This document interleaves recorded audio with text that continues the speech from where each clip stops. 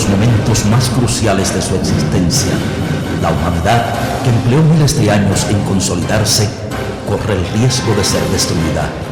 Ni siquiera el Imperio Romano en su época tuvo tanto poder cuando implantó la Pax Romana. El gobierno de los Estados Unidos trata de imponerle al mundo una nueva política que algunos han llamado Pax Americana.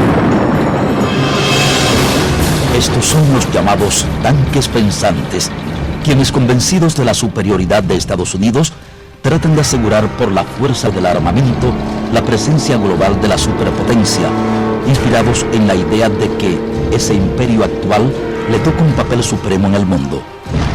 Para esto han elaborado una política que horrorizó, incluso en su momento, a algunos de los políticos norteamericanos, pero que ahora, después de los atentados del 11 de septiembre, no parece tan exagerada. Van a hacer todo lo posible por no dejarse arrebatar el poder.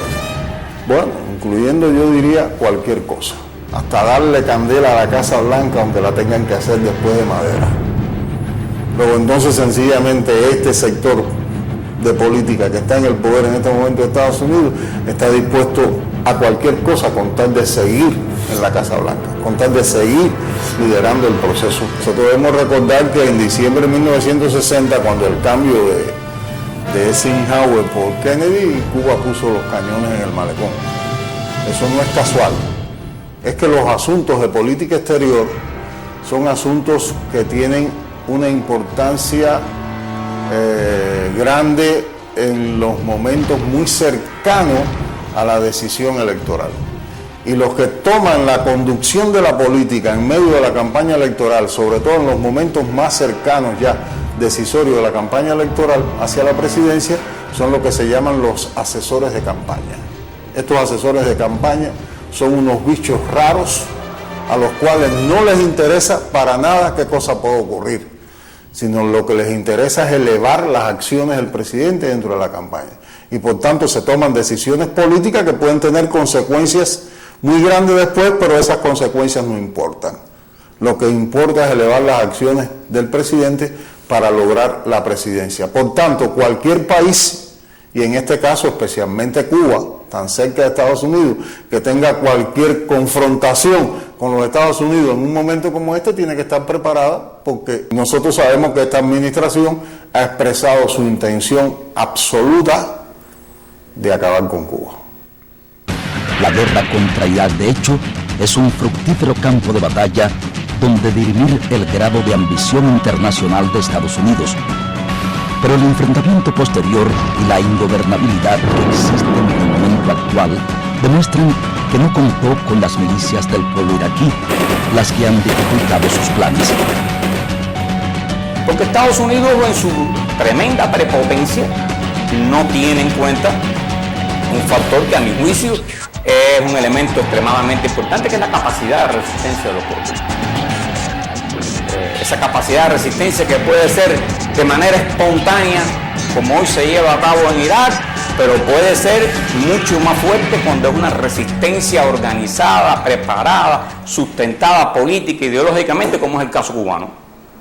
Y por lo tanto los escenarios son totalmente distintos, pero ello no quita la posibilidad de que la prepotencia norteamericana, un error de cálculo como siempre han tenido las administraciones norteamericanas y sobre todo en el caso de Cuba, pueda llevar a las administraciones de turno a la peregrina idea de que una acción militar contra Cuba sería el punto culminante para poner fin a una historia de agresiones de más de 100 años. Yo creo que la vida demuestra de que prácticamente una acción de este tipo contra Cuba estaría conducida al fracaso.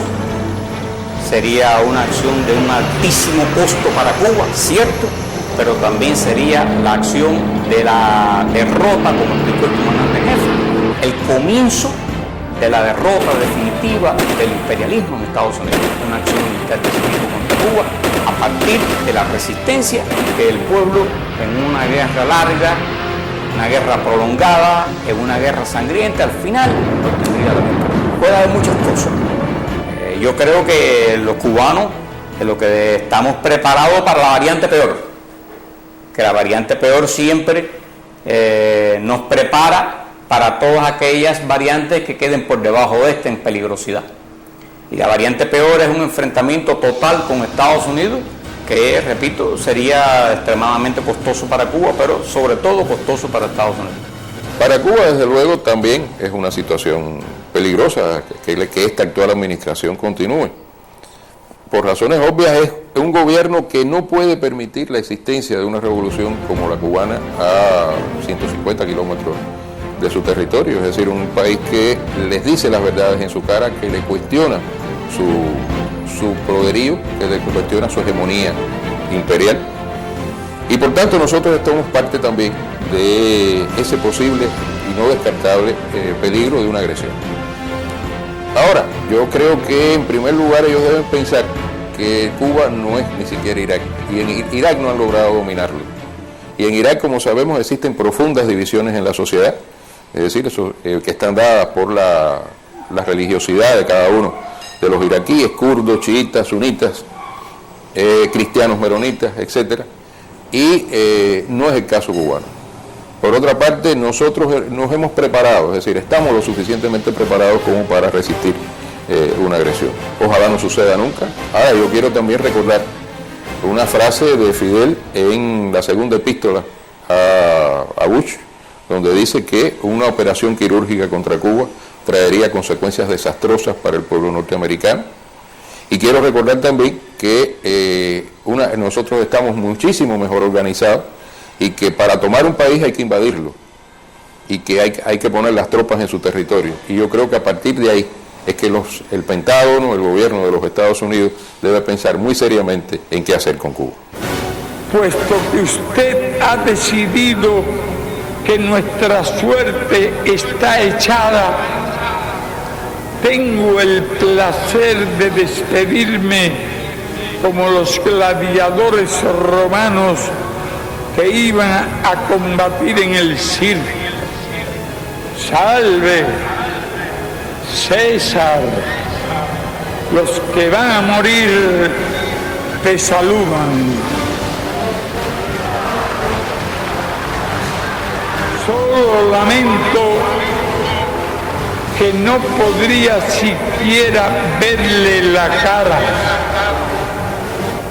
porque en ese caso usted estaría a miles de kilómetros de distancia y yo estaré en la primera línea para morir combatiendo en defensa de mi patria.